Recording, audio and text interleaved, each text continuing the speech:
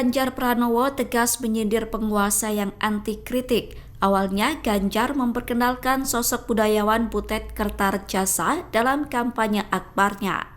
Ganjar mengatakan teater Butet diintimidasi karena mengkritik para penguasa, sehingga Butet diizinkan menampilkan karyanya dengan cara tidak boleh berbicara politik. Hal itu disampaikan Ganjar dalam hajatan rakyat Yogyakarta di alun-alun Wates Kulon Progo, Daerah Istimewa Yogyakarta, Minggu 28 Januari. Menurut Ganjar, kritikan yang disampaikan Butet merupakan bentuk perhatian atau pengingat bagi para penguasa.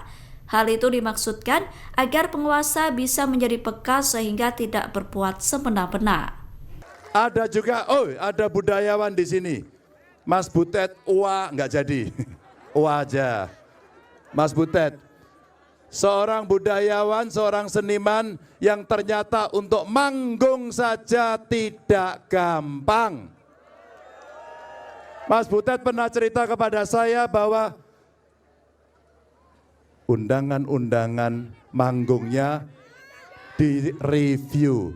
Boleh manggung tapi nggak boleh ngomong politik, begitu katanya. Maka manggungnya gagal dan kemarin panggungnya dipindah di Jogja. Kebetulan karena saya, Pak Mahfud juga sekolah di sini, kami nonton panggungnya. Dan memang nyebelin. Karena isinya memang ngeritik tok.